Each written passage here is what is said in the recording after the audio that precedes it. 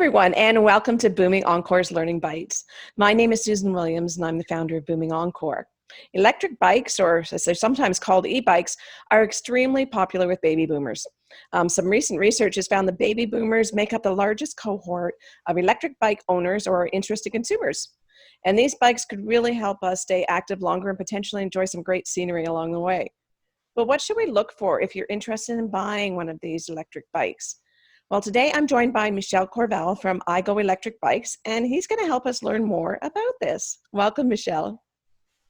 Welcome, Susan. Nice to see you. Great to see you too. So first of all, Michel, what exactly is an electric bike? Well, first of all, let's make the distinction between an e-bike, a moped, and a scooter.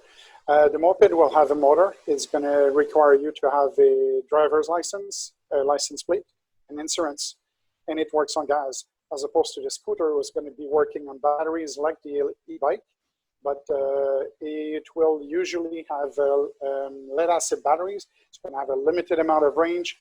It's going to be super heavy. You can bring this up your stairs, and you will not be able to pedal it. So basically, it's a commuting kind of transport mode, as opposed to the e-bike that will be allowing you to ride like a regular bike.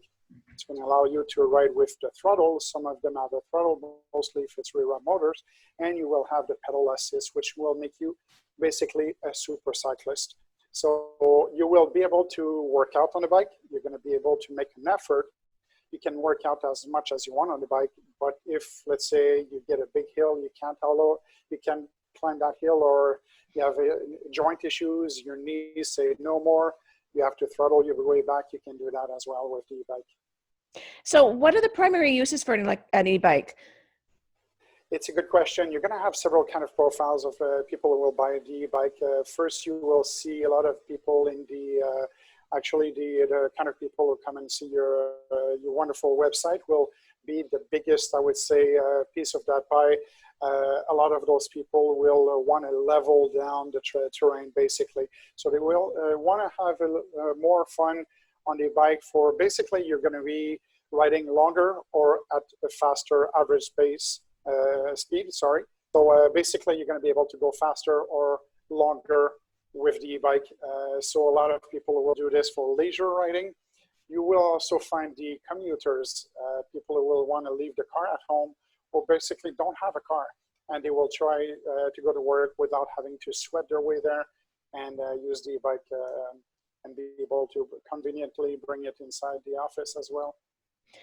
So it's basically more for leisure bikers or commuters, or people that want to take longer rides but maybe don't have the necessary stamina to do it all themselves. Is that sort of what you're saying? Yeah, that sounds about right. You will also find sometimes people are a little bit more on the weekend warrior kind of riders that have partners that are a little bit stronger for them, and that will help them keep up with those riding partners. Terrific. Now, if somebody's actually looking for an e-bike, what are the things that they should really be focused on? That's a really, really good question. There's a lot of things you can look at. First of all, the important questions are, what are you going to be using your bike for? If you're going to be riding bicycle paths in the city, you don't need a mountain bike. What distance do you want to have? Because the battery is the most important, the most expensive part of your e-bike. And if you buy a bike that will give you 125 kilometers or maybe 80 miles, and you really only need 40, you're going to pay a lot of dollars that you don't really need to put in it. So comfort is the first thing I would say.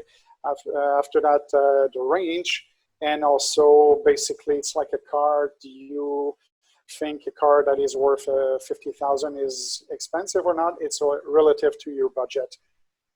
And speaking of budget, then what's the average price range that you're looking at? I would say in Canadian dollars for a mid-drive, so an e-bike that has a motor in the pedal bottom bracket where the pedals are, it would range about $3,600 and up. If you want to go for a rear motor, so basically a motor is where in the center of the back wheel, it's going to be at least $1,000 cheaper. And surprisingly, a lot of people think the weight distribution, it's better mid-drive.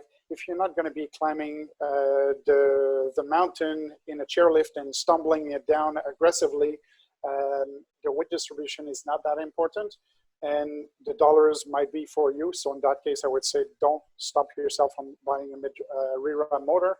It's going to be much cheaper, and the warranties are about the same, reliability, same thing. And warranty period is about what would you estimate? It's going to range between 1 and 2 years for most brands. The bigger brands will give you about 2 years. And the batteries are going to be between 1.5 years and 2 years. And speaking of the batteries, about how long do they last?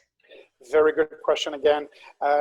Depends what cells are in the battery. Right now in the industry, the cells that last the longest on the e-bikes are either LG or Samsung.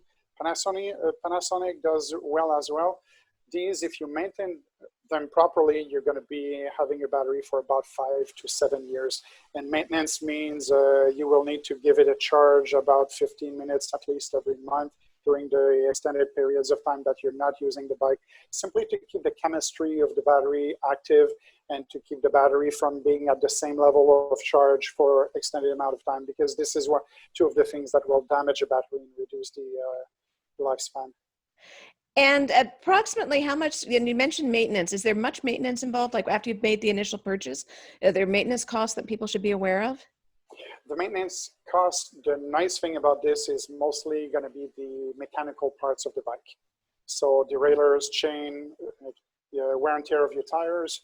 You may get some flats, although a lot of those e-bikes have puncture resistant tires. So basically your tune-ups, depending how often you're using your bike, these tune-ups will be spread out over maybe once a year or even every 2 years. The electrical components, usually it's very, very simple. It's maintenance free, just making sure your connections are good, maintain your battery, avoid to store it in a freezing or very high temperature. And the points I mentioned earlier, otherwise the electrical components, everything's sealed. You should not have to do anything about that. And how long should someone expect an electric bike to last? Like what's the average life of one? For as long as you can replace the batteries, I would say, because the bike itself is going to last for several generations of batteries probably. So after a while, the good news is that if the battery that you have on your bike is not made anymore, that is not produced anymore, there's some people who would open that battery casing, would replace the battery pack in it, and you got a brand new battery within the same plastic casing that you had initially, and you're good for an extra 5 to 7 years again. Oh, terrific. And is there anything else that people should really take into consideration when they're thinking about buying an e-bike? Well, yes, a few things. In the first case, I would say try to go for brands that are well known, that will give you more chances also to be able to get parts. If you're bad lucky and something happens, you need some of those electrical components, usually the bigger companies will be easier to get parts for. Also look at the reviews on the brand you're looking to buy. And if you're going to be buying a bike, usually it's like a car. I would say I'm making the analogy of the car a lot. You want to try your car before you buy it for several reasons: comfort, the feel, the noise, all these kinds of things. It's applying also to the e-bike. So you want to test drive the bike, and that will give you a few information about the bike that you're getting, and also about the store you're buying it from. Are they giving you a good service? Are they knowledgeable? Although these days there's a lot of turnover of staff in those stores, so sometimes you can get the new one that doesn't know much about it. Don't hold it against him. They're working really hard, but most of the time, in a way, the customers will do their homeworks a bit online before they go to the store. But definitely try your bike first. Terrific. Some great advice. Well, thanks so much for your time, Michel, and demystifying the whole e-bike, electric bike for us. Really appreciate that. My pleasure. And to everybody out there, hope you found this information valuable and it helps you live your best booming encore. Bye for now, everyone.